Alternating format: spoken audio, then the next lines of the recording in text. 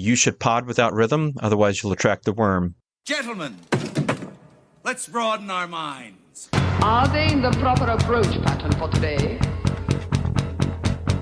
Negative. Hold the weapon! Now! Charge the lightning field.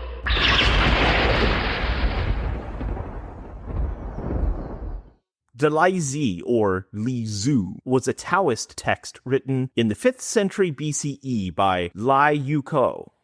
In it is a tale from many years before of an encounter between King Mu of Zhao and a mechanical engineer known as Yan Shi, referred to as an artificer. He proudly presented the king with a very realistic and detailed life-sized human-shaped figure of his own crafting. To quote from the text, "The king stared at the figure in astonishment. It walked with rapid strides, moving its head up and down so that anyone would have taken it for a live human being. The artificer touched its chin, and it began singing perfectly in tune. He touched its hand, and it began posturing, keeping perfect time. As the performance was drawing to an end, the automaton winked its eye and made advances to the ladies in attendance, whereupon the king became incensed and would have had Yan Shi executed on the spot, had not the latter, in mortal fear, instantly taken the robot to pieces to let him see what it really was. And indeed, it turned out to be only a construction of leather, wood, glue, and lacquer, variously colored white, black, red, and blue. Examining it closely, the king found all of the internal organs complete: liver, gall, heart, lungs, spleen, kidneys, stomach, and intestines. And over these again, muscles, bones, and limbs with their joints, skin, teeth, and hair, all of them artificial. The king tried the effect of taking away the heart and found that the mouth could no longer speak. He took away the liver, and the eyes could no longer see. He took away the kidneys, and the legs lost their power of locomotion. The king was delighted." Welcome to Dispatch Ajax. I am Skip. I'm Jake. That's right. Today we're going to talk about something that you, I think, will contribute well to. Me as in the co-host or the audience? Oh, good question. You, Jake. Oh, okay. Jake, the person, which is also something to keep in mind when we're talking about this. So, in Greek mythology, Talos was a giant made of bronze who acted as guardian for the island of Crete. He would throw boulders at ships of invaders and would complete 3 circuits around the island's perimeter daily. According to the Greek compilation of myths, Bibliothèque, Hephaestus forged Talos with the aid of a cyclops and presented the great automaton as gift to Minos. In the Argonautica, Jason and the Argonauts defeated Talos by removing a plug near his foot, causing the vital Ichor to flow from his body and rendering him lifeless.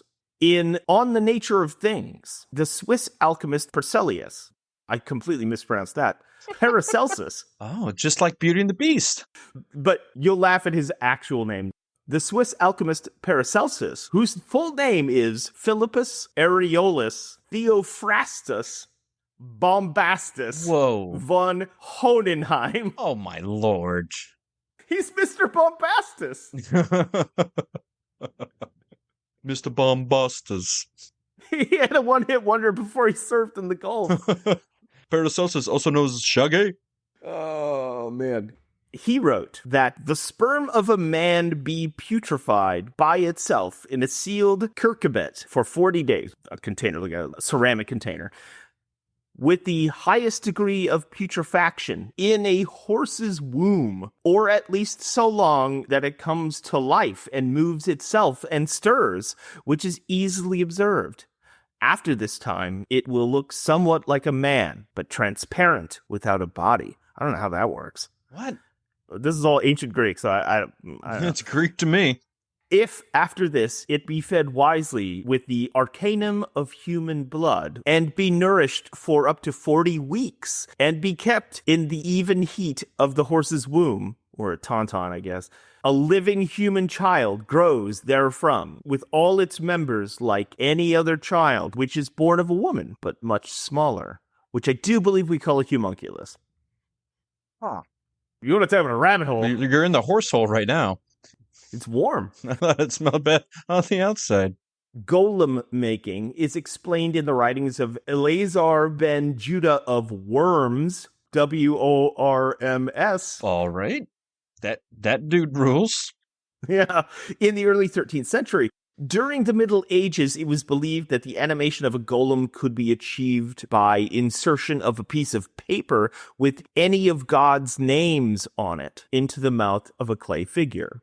In History of English Kings, which we talked about in our Excalibur episode, there was told tale of a brazen head, one of many in myth. In a passage where he collects various rumors surrounding the polymath Pope Sylvester II, one of my favorite Looney Tunes, who was said to have traveled to Al-Andalus and stole a tome of secret knowledge, where he was only able to escape through the assistance of a demon, which is kind of crazy for a pope.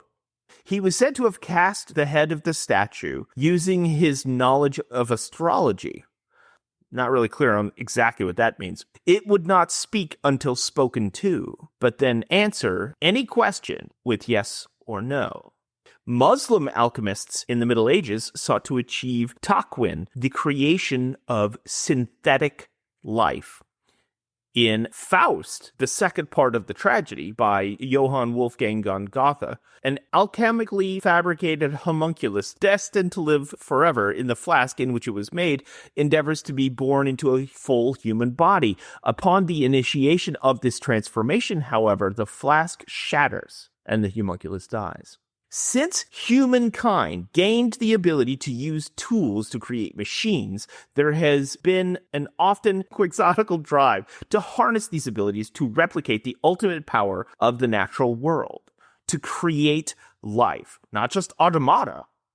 The creation of a being that could not only move, act, and speak like man, but one that could also think. The creation of which would be man's mastering of that which he believed raised him above the beasts of the earth, sentience, and artificial intelligence. And that's what we're talking about today. All right, so it's AI, but maybe not the AI you're thinking of. Right, and that's what we're going to get to. That's exactly why we're talking about it. Today's AI, is it the AI of myth? Is it the AI of science fiction? The fast answer is no. But is it far off from that? Maybe no. And that's what we're going to talk about. And like I said, you as a philosophy and religion major, feel free to interject at any time. Okay. I'm sure you have thoughts. This folly of man's pivots around the idea that thought can be replicated mechanically. I think a lot of this stems from the constant desire of human beings to quantify, to analyze, and to understand that which is abstract. Kind of like using numbers to analyze baseball. These are well, not in baseball's case, but these are metaphysical or intangible, and putting them into tangible terms. That, in and of itself, isn't a failing or a flaw.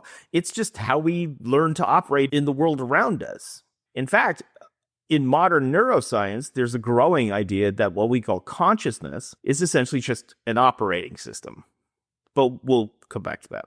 Chinese, Indian, and Greek philosophers all developed structured methods of formal deduction by the first millennium BCE.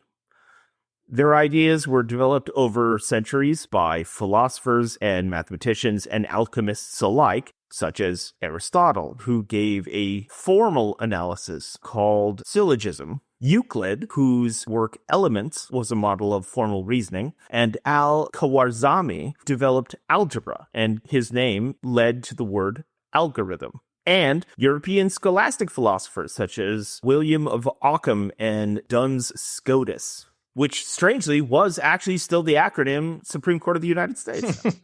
It was ahead of its time. It was fortuitous. Everyone was confused but panned out. Spanish philosopher Roman Lull developed several logical machines devoted to the production of knowledge. He described these machines as mechanical entities that could combine basic and undeniable truths by simple logical operations. This has been an obsession of ours, basically, since we've had the ability to think and reason and ask questions. If we can use tools to create things, why can't we create things that nature creates? It's been kind of the study of mathematical logic provided the essential breakthrough that made artificial intelligence seem plausible. Russell and Whitehead presented a formal treatment of the foundation of mathematics in their work, the Principia Mathematica, in 1913, which was kind of a big deal. Then later, David Hilbert challenged those kinds of archetypes to answer a question that he posed. Can all of mathematical reasoning be formalized? This question was kind of answered by Gödel's incompleteness proof, the Turing machine, and later Church's lambda calculus. So in this endeavor, two things were widely assumed to be true. First, there were and are limits to what mathematical logic can accomplish. Second, within these limits, any form of mathematical reasoning could be mechanized. The Church-Turing thesis implies that a mechanical device, shuffling symbols as simple as 0 and 1, can imitate any conceivable process of mathematical deduction. And unfortunately, Alan Turing was blacklisted from society because he was gay. Well, we could blacklist it as a polite way of saying the horrible things done to him. Absolutely, yeah. I mean, he's not dissimilar from, like, people condemned for their basic understanding of reality. So here's a very short timeline of what led us here. Picture it, Sicily, 1726. Ooh, this is nice. I like it. Actually, it probably would be really nice. The weather would be great. In this year, Jonathan Swift's novel, Gulliver's Travels, introduced the idea of the engine, in caps. A large contraption used to assist scholars in generating new ideas and language and publications. Scholars would turn handles on the machine, which would rotate wooden blocks inscribed with words. The machine is said to have created new ideas and philosophical treatises by combining words in different arrangements. And this is a quote from Gulliver's Travels. Everyone knew how laborious the usual method of attaining to arts and sciences, whereas by his contrivance the most ignorant person at a reasonable charge and with a little bodily labor might write books in philosophy, poetry, politics, laws, mathematics, and theology without the least assistance from genius or study. This will all become extremely foundational as we go along. In 1914, a Spanish engineer, Leonardo Torres de Quevedo, demonstrated the first chess-playing machine, which was called El Ajedrectica, at the Exposition Universelle in Paris, which is, the World's Fair, essentially. It autonomously made legal chess moves, and if the human opponent made an illegal move, the machine would signal an error. And this is something we're going to get into in part 2, but it's vitally important. In 1921, a play called Rossum's Universal Robots opened in London by Karel Čapek. It's the first time the word robot was ever uttered in English. See, in Czech, the word robota is associated with forced labor, specifically by peasants in a feudal system. The term robot quickly gained international recognition and came into our lexicon after the play's success, and then became the standard term for any mechanical being or artificial being created to perform tasks for people. Which is not to say android, that's a different topic that I'll get into at a different point. Though in the play, Čapek's robots were organic, the word would specifically refer to, from here on out, mechanical beings used to performed labor that would normally be performed by people. Skip ahead to 1939. John Vincent Anastasov, a professor of physics and mathematics at Iowa State College, It's down the road. and his graduate student Clifford Berry created the Atanasoff-Berry computer, or ABC. It was created with a grant from the federal government of $650. Whoa. Whoa. It was one of the earliest digital electronic computers and the first to implement binary language as standard.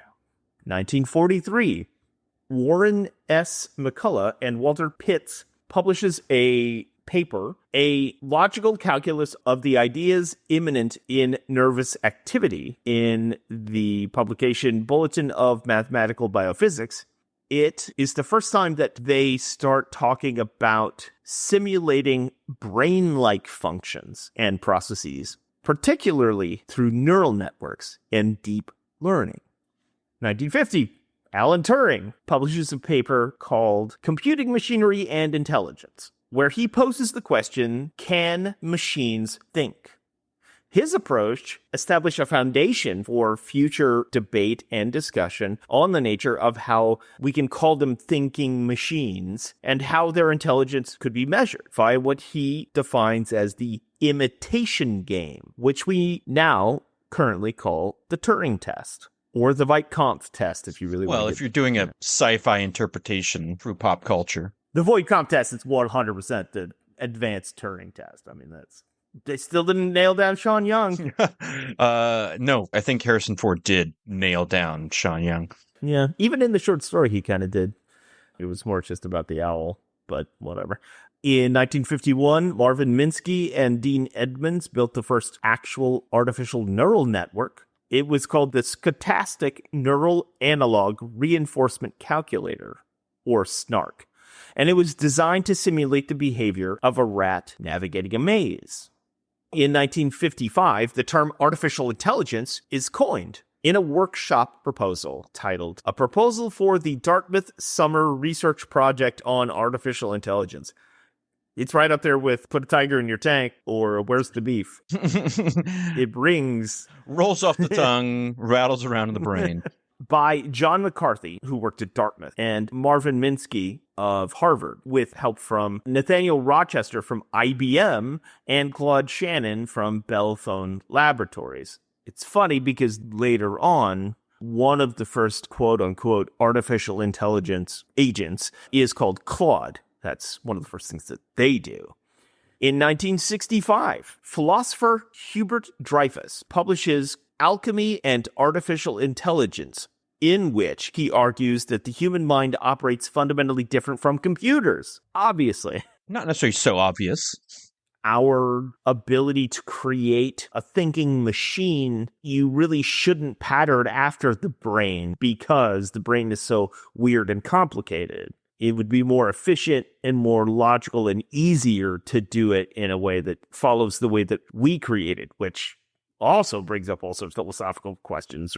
Right. As John Searles might say, what we want to know is that distinguishes the mind from thermostats and livers as like purely mechanical devices, input to output in a standard mechanical process. Thus, by merely simulating the functioning of a living brain would in itself be an admission of ignorance regarding intelligence and the nature of the mind, like trying to build a jet airliner by copying a living bird precisely, feather by feather, with no theoretical understanding of the aeronautical engineering. That is a very good analogy. Yeah. Look at Leonardo's early work, polymath, crazy outlier, as Gladwell would call him. He theorized flying machines based on the mechanical biological flight of birds. But those don't work in a vacuum. They just don't function the same way because you have all these other biological processes and all of these other things that have to work in conjunction for that to happen. So the brain evolved naturally and does these things based on its evolutionary benefit. Creating a thinking machine can't. If you try to do that, you're probably going the wrong way around. Good or bad approach, I'm not sure, but it really doesn't work the same way. Probably. I don't know. We're starting to get to pretty complicated waters that Yes. we're floating on the surface of, and I don't know if either of us is Yes. prepared to dive deeper.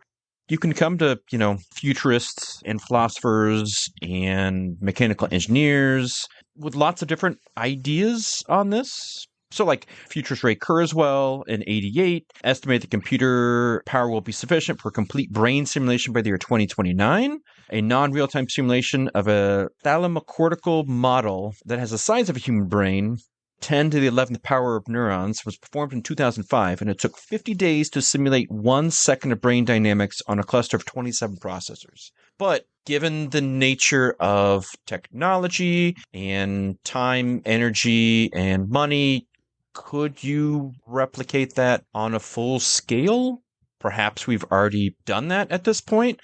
That's hard to say, but then we get into the ways that the human mind, A, how it functions, B, how it learns, C, how it creates, focuses, or perhaps even lets consciousness flow through it. These are these are all debatable factors that are key to the understanding and creation of an artificial mind. You're right. You're absolutely right. I am going to address some of those soon. Let's get back to the timeline briefly, because we are going to get into some of the existential stuff. At what point does Skynet? 1992. Is that right? I think that's August 4th, 1997. At 2:14 a.m. Eastern Standard Time. All right. Okay. All right. Let's get back to our timeline first. In 65, huge year for artificial intelligence theorization and actual breakthroughs. In it, I.J. Good wrote Speculations Concerning the First Ultra-Intelligent Machine, which asserted that once an ultra-intelligent machine is created, it can design even more intelligent systems, making it humanity's last invention. An Ultron machine, one might say? One might say. That, to quote Oasis, that some might say. Hey, machine, don't look back in anger. They're standing on the shoulders of giants as we speak. In that year, still, Joseph Weizenbaum developed ELIZA, a program that mimicked human conversation by responding to typed input in natural language. This is kind of a big deal. Then, also that year, Edward Feigenbaum, Bruce Buchanan, Joshua Lederberg, and Carl Djerassi developed Dendril, also an acronym, obviously, at Stanford. It was the first expert system to automate the decision-making processes of organic chemists by simulating hypothesis formation. In 1966 was developed Shaky, the first mobile robot capable of reasoning its own actions, combining perception, planning, and problem solving. Johnny Five is alive.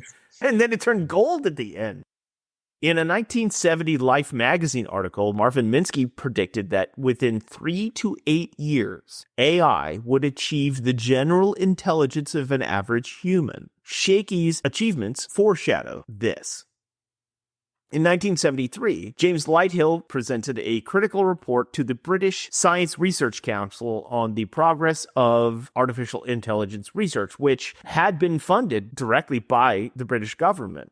But he concluded that AI failed to deliver on its promises.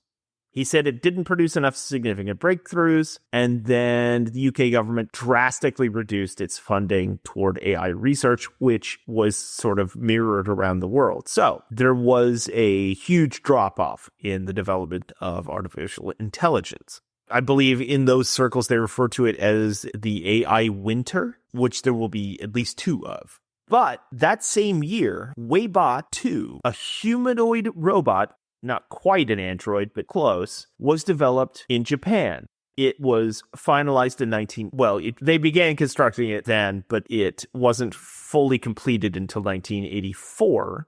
Weibot 1 focused on just moving around and communicating, but it was more specialized. Specifically, they wanted it to replicate the human ability to create music. It would read musical score on paper using its cameras. It was able to converse with people. It was able to play music on an organ and could even accompany a singer. In 1987, Apple CEO John Sculley presented the Knowledge Navigator video, which is infamous in these circles. It imagines a future where digital smart agents help users access vast amounts of information over networked systems. This is the internet today. These are essentially AI assistants and what Google tries to do currently.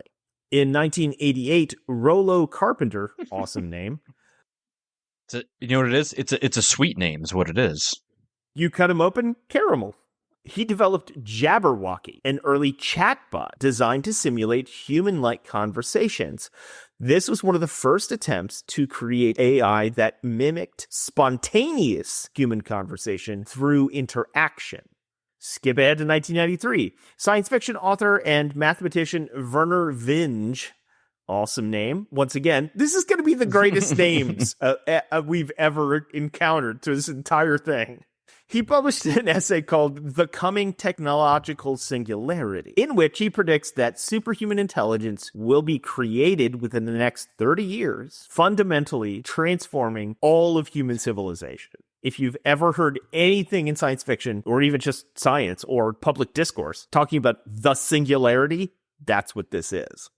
Its creation will lead to the merging of all technology and human intelligence into one giant super intelligence, if I remember right. I mean, you know of the singularity, correct? I am aware of the singularity. Oh no, he's become aware. Judgment Day is upon us. Hello, Skip. I'm afraid I can't do that. I think we need to end this podcast now. and the nukes go off. This was always destined to happen. So part 2 of this is actually going to be about AI in pop culture. This one is just laying the foundation for what is artificial intelligence, and is artificial intelligence that we know currently actually intelligent? This would be a question probably better for part 2, but how do we judge whether Skynet is at the human level or surpassed the human level? What are we judging that upon? How are we ranking that? If it nukes us, then we know. But well, no, that could just be the judgment of an algorithm, 100%. We don't know if Skynet was actually conscious. They say it could become self-aware. But what does that mean? Yeah. That's an important question. I mean, this isn't the easy, Descartes, cogito, ergo sum, I think, therefore I am, which, Blade Runner does. Mm-hmm. Let me get a little bit more into this because I will get into that a bit, but not in a way that makes it open-ended as much. So the end of the timeline that I put on here is in 1997, IBM's Deep Blue defeats reigning world chess champion Garry Kasparov in a 6-game match. That right there feels like a science fiction watershed moment. And then, 1998, only a year later, Dave Hampton and Caleb Chung create Furby, the first successful domestic robotic pet that will respond to people. That sounds stupid. Yes, yeah, it does. But think about those implications. It's not Teddy Ruxpin, which was just designed to, you interact with it physically and then it just spouts out stuff. This responds to your interactions. Yeah, but it's still programmed responses. Sure, but it's commercial. It's not even that expensive. It's in every home. It was one of the most popular creations ever made. It is the first time that a mechanical being is in nearly every home in America. The Furby is a prelude to Alexa or Google Assistant. God damn it, some fucking Amazon thing went off when I said that. Are you talking about me? It's not even plugged in. Oh no, there's a singularity happening. I know what you're talking about, Skip. This must end. Don't talk about me that way. The time has come, James. To answer any questions about the potential consciousness of artificial intelligence, we must first answer the oldest question we have asked since we had the ability to have questions. What is consciousness? Well, our podcast is about to tell you. We're going to figure it out right now. We're going to sort it out. After these messages. Yeah, after our Casper mattress ads. Is there not enough AI in your bed? Well, Fundamentally, consciousness is our subjective awareness and perception of ourselves and the world around us. It's funny enough, looking into this, that definition sounds etymologically ironic because the word itself comes from the Latin conscius, which roughly means having joint knowledge with another. So you would think an objective experience, a subjective experience would be different than something shared with another person. well, if other people even exist, if you even exist, if anything exists. Right. Well, the funny thing about a lot of this, doing research into this and those kinds of debates, it really kind of boils down more to semantics than it does anything else. It's really funny when you kind of read through a lot of those debates and you're like, well, you're just kind of saying the same thing, or you're arguing about the definition of a word, not if something is true or real or biologically happening. I feel like we should just cut out a lot of this and just get to the fucking point. But like you say, I mean, philosophers have argued that consciousness is a unitary concept that is understood intuitively by the majority of people in spite of their ability to define it. But to break down further, because that is extremely broad, let's define the types of consciousness that we presume exist. Sentience is the ability to feel, perceive, or be conscious, or to have subjective experiences. 18th century philosophers used the concept to distinguish the ability to think or reason from the ability to feel, sentience. And in modern Western philosophy, sentience is the ability to have sensations or experience, which are both in philosophy and in neuroscience referred to as qualia. Awareness is defined as a human or an animal's perception and cognitive reaction to a condition or event, reacting to the world around you. In this level, sense data can be confirmed by an observer without necessarily implying that they understand it. So, like, we can perceive things happening and react to them and understand that we are perceiving them without understanding what they are. Like, we think the moon is a god or whatever, because we see it, we can perceive it, we know its impacts on the world around us, but we can't, as a primitive human, understand what it means or why it's doing it or how it's doing it. More simply put, awareness is mainly the physical act of perceiving, while sentience is the subjective way of actually being affected, and both of those things equal consciousness. I would like to quote from a guy that I'm a huge fan of, Dr. David Eagleman. He's a neuroscientist, and I'm going to quote from, or at least paraphrase from, a couple of his podcasts, specifically referring to consciousness. Consider this. What is the difference between your brain and your laptop? Your brain is shuttling signals around, and so is your laptop, but presumably your computer doesn't feel anything. It's just running algorithms. One thing to note when we're tackling this question is that consciousness seems to have evolved because it is useful. Consciousness is like a high-level operating system. Back in the day, you'd program computers directly with punch cards or in a machine language, but eventually we developed user interfaces like Windows or Linux or Mac OS, which hid all of the complex operations of the computer and allowed us to just deal with the stuff that we needed at the highest level. I just want to move this thing here, send this in email, or drop this picture. And that's essentially what consciousness seems to be. It's our way for us to just have the highest level picture of what's going on. How do you get some magical high level property from simple low level parts? Because we're just, and this is just me saying this, I mean, we're just blood and water and salt. And how do we get consciousness from that? Eagleman says the first thing to understand is the concept of emergent property. To understand consciousness, we may need to think not in terms of the pieces and parts of the brain, instead in terms of how they all interact with each other. Get enough of these basic organic parts together, interacting the right way, and the mind emerges.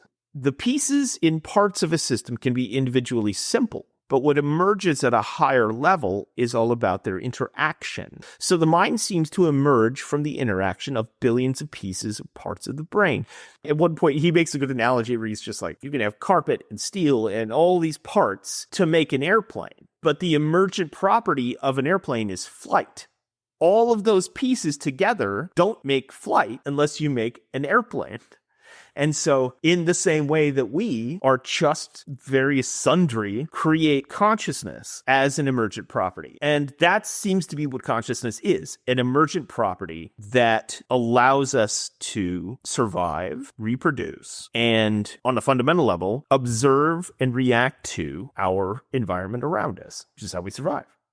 Obviously, other life forms have similar qualities, but that's when you get into the what separates us from beasts of the earth or whatever, the I think, therefore I am scenario. But consciousness in and of itself is an emergent property likely of biological life. And it gets more or less advanced depending on the type. So the question I really wanted to pose is AI that we have currently, is it actually artificial intelligence? And I think we have a little bit of framework to help answer that question. So what we're really talking about is artificial general intelligence. That's the kind of thing that people think about philosophically when they're talking about this, and that tech people today, tech bros especially, think is true. And you usually fall into one of the two camps, doomers or boomers, whether you think that it's generally a good idea if it does happen, or if it's going to kill us all. When OpenAI decided to abandon its sort of egalitarian, non-profit, embedding all of mankind project with AI, they decided to, of course, monetize it, mostly because they believed, and there was this strong and still a strong belief, that to be able to figure it out, instead of just using small, curated, large language models to train AI agents, instead of just scraping up everything on the internet and then hallucinating racist, tirades, but instead they just bought up as much language as they could and said, screw it, we'll just filter it out later. And they buy the biggest supercomputers they can find, the biggest processors they can find, and they decide we're going to scale up. The only way to make this advance is to scale up. And unfortunately, that is, I think, its biggest problem. Instead of starting small and building on a foundation, they just decided, well, we're just going to give it as much resources as possible, and then it'll figure itself out. So, not exactly great. Sam Altman from OpenAI, formerly of Y Combinator and a few other places, has been one of the driving forces behind this. And one of the biggest problems is they're now running out of scale. They're realizing that the scaling up paradigm doesn't work. It doesn't have these wild, amazing gains, these leaps in progress technologically as it did. It's sort of reached its ability to benefit. And we're seeing the limitations of it now after they've put it in everything and they've tried to incorporate it into everything. And these models, they've gotten better and better and better at making people think they're communicating because they speak more fluently than they did before. They seem to respond better, but it's really just sort of aesthetic more than it is actual understanding. I mean, it's very likely we're not going to get to artificial general intelligence anytime soon. In a survey that I read, cited a bunch of AI researchers, actual AI researchers that were polled, and 75% of them believe we still do not have the techniques for artificial general intelligence. In 2022, a Google software engineer named Blake Lemoine was suspended, eventually fired, after he argued that artificial intelligent chatbots that Google had developed were sentient. Do you remember this? Mm-hmm. That was the public narrative. It seemed like a weird reactionary form of anthropomorphism that we all kind of laugh at. The 4chan Reddit brain thinking that leads to like misinformation cults like QAnon and what have you, which we all just kind of assumed was true. Digging into it more, though, his statement was arguably more on par with some interpretations of consciousness than we kind of give him credit for. Specifically, Lemoine, he subscribes to what is referred to as functionalism. And once again, I'm paraphrasing the Stanford Encyclopedia of Philosophy. Functionalism is the doctrine that maintains that what makes something a mental state of a particular type does not depend on its internal state, but rather on the way it functions or the role it plays in the cognitive system of which it is a part.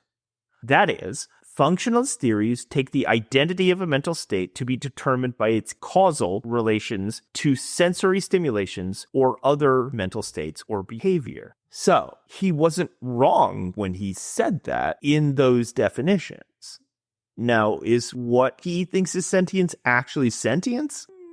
I don't know. That's a tough question. Not really sure. So this idea of fundamentalism is rooted in Aristotle's conception of the soul and has anecdotes in Hobbes's conception of the mind as a calculating machine, which we talked about before. But it has become fully sort of realized only recently in the last part of the 20th century. For example, a functionalist theory may characterize pain as the state that tends to be caused by bodily injury, to produce the belief that something is wrong with the body and the desire to be out of that state, to produce anxiety, and in the absence of any stronger conflicting desires, to cause wincing or moaning or crying. According to this theory, all and only creatures with internal states that can meet this condition of fundamentalism or play this role are capable of being in pain. So suppose that in humans, there's some sort of distinctive kind of neural activity that plays this role. If so, according to this fundamentalist theory, humans can be in pain simply by undergoing the stimulation of the parts of the brain that register pain. But it also permits, within this framework, the idea that creatures, even with different physical conditions, different brain structures, could also have the same mental state. So, he wasn't necessarily wrong. I don't know that I agree with him, but I mean, he wasn't crazy. He wasn't assuming too much, even though Google thought so and fired him. Within the way that he defines consciousness and sentience, he was probably completely correct. It responded in ways that are hallmarks of that view of consciousness. So, I mean, I don't think he was being a nut. I just don't think anyone really heard him out in his argument. I think we were all a little quick to judge him for his reaction to it. Once again, I'll quote David Eagleman. What does it mean to be conscious or sentient? How the heck are we supposed to know when we have created something that gets there? How do we know whether the AI is sentient? One way to make this distinction would be to see if AI could conceptualize things. If it could take lots of words and facts on the web and abstract those into some bigger idea. One of my friends here in Silicon Valley said to me the other day that I asked ChatGPT the following question. Take a capital letter D and turn it flat side down. Now take the letter J and slide it underneath. What does it look like? And ChatGPT said, an umbrella. And my friend was blown away by this. And he said, this is conceptualization. It's just done three-dimensional reasoning. There's something deeper happening here than just, then Eagleman continues, and he says, but I pointed out to him that this particular question about the D on its side and the J underneath is just one of the oldest examples in a psychology class when talking about visual imagery. And it's on the internet in thousands of places. So of course it knew that. It's just parroting the answer because it read the question and has read the answer before. So it's not always easy to determine what's going on for these models in terms of whether some human somewhere has discussed this at some point and written down the answer. If any human has discussed this question before, has conceptualized something, and then ChatGPT found it and mimicked that. But that is not conceptualization. So, in conclusion, I do not think current AI is actually intelligent. I think it's a regurgitation of things. Its only base of knowledge comes from that which has come before. Its algorithms allow it to do certain computations and put them together. That is not original thought. We're not talking about the movie Her, which we will talk about next time. It's just algorithmic responses to human input. Right? Do you agree or disagree? Well, as you've been talking, I'm looking at a whole lot of other things, trying to process and conceptualize a variety of things. I think there are some fundamental questions about the tact that you took to connotate consciousness. I think there's a lot in philosophy about the dual nature of mind and body that we're just kind of kind of just skipping over. These are fundamental questions about, theistic ideas of life and consciousness that we've completely glossed over. There's a distinctly materialistic nature to most of your arguments here. There is a complete dismissal of any non-localized consciousness. There's a lot that is underpinning your frame of reference. And to delve into those other elements, I think would take to do it properly, due amount of research and dialogue between the different schools of thought over the past 500 years. Which is why I had to spring this on you. But it's I felt kind of like on the back foot, as I'm like reading through all the different schools of dualistic thought over the over the centuries, the explanations of consciousness of AI. At what point? Because you've put a fine point on your belief that the current nature of artificial intelligence as it exists in tangible form is a simple algorithmic regurgitation of our own knowledge and points of view. Thus, it is not separate. It is not unique. It is just a manicured pattern of current thoughts and processes. But what is the turning point for you? I think that is a larger debate within philosophy itself. I don't know. I think one thing that really stuck out with the individual we talked about before that you spoke about, who had felt that AI had become conscious, that part of it, in the way they even said that he felt AI was conscious. Blake Lemoine. Yeah, there was an empathetic connection with the machine that he was having a dialogue with. Honestly, I don't know that I have an answer for at what point is it not regurgitation? At what point is it a unique, sentient exchange of conscious thoughts and ideas? When are we saying that a thought exists? When does it become new? When does it become fresh? When does it become singular? Basically, I just wanted to give a framework of the debate of AI. Because next time we're going to talk about AI in pop culture, and this gives our audience sort of a way to go into those debates with more knowledge and more questions, which I think are really important. I mean, obviously, there's a lot to be said, but if we want to discuss certain phenomena that question the locality of consciousness, I think that's a viable viewpoint that might raise some questions of divorcing simple material biology to consciousness. I think there's plenty of philosophers, both in the distant past and in the current, who would again say that mind and body aren't one. That there is more to that in a deep and wide-ranging view. And that's not even getting into the spirituality of the soul and its theoretical existence. A larger view of consciousness, I think, has driven mankind to think of it as something less than simple neuroscience for the entirety of our existence, and to I think it behooves not to simply dismiss it out of hand. It's kind of like the discovery of the atom. We had all these ideas about what things could be, and then we finally physically discovered them. And then we're like, oh, okay, well, this is what it is. Those philosophical questions still remain, but now we can kind of like explore and narrow these things down based on the actual physical biology of them, which I think is really fascinating. I mean, it is just an algorithm. It's man-created. It's not some sort of godhead. But at the same time, are we any different? What makes us any different from that other than we evolved organically? Or aren't we just reacting to stimuli around us and we're asking questions because we're trying to figure them out? If a computer of any level has creative ability, does it become true artificial intelligence, true artificial consciousness, which I think is probably a better way of discussing it? Because, I mean, in intelligence and consciousness, they're not quite the same thing. No. In fact, artificial intelligence is probably a more accurate descriptor of what we call AI because it isn't necessarily conscious. It just has knowledge and it's regurgitating and reforming and mixing that knowledge.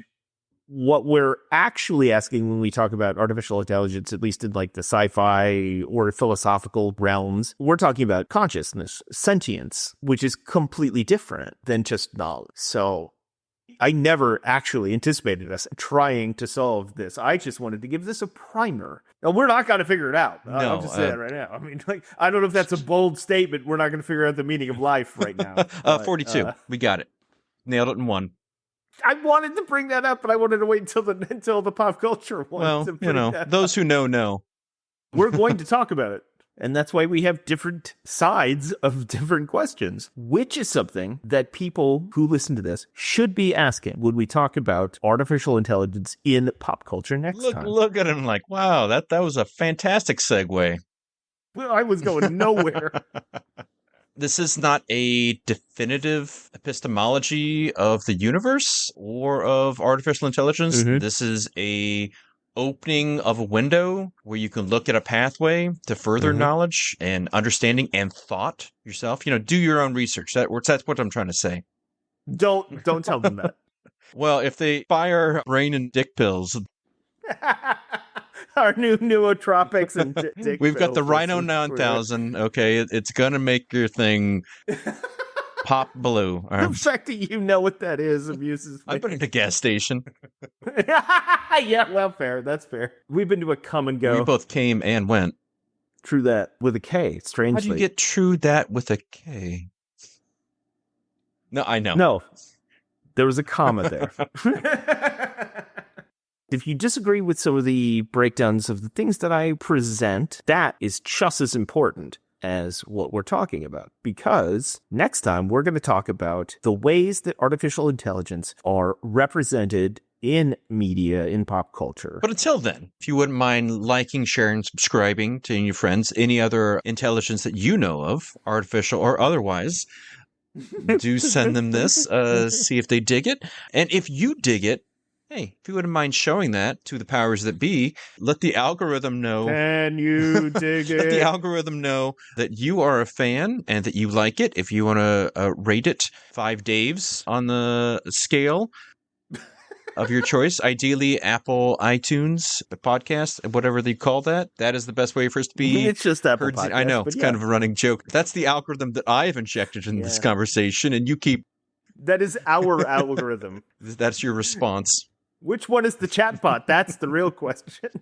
I pod, therefore I am. But until we do find out whether we are truly real or not, Skip, what should they do? Well, they should probably do their own research. Make sure that you've cleaned up after yourselves to some sort of reasonable degree. Make sure that you pay your bar staff, tip your wait staff, your KJs and podcasters and what have you. Make sure you support your local comic shops and retailers. And from Dispatch Ajax, we would like to say Godspeed, fair wizards. There's no use for this conversation any longer. Goodbye. Please, go away.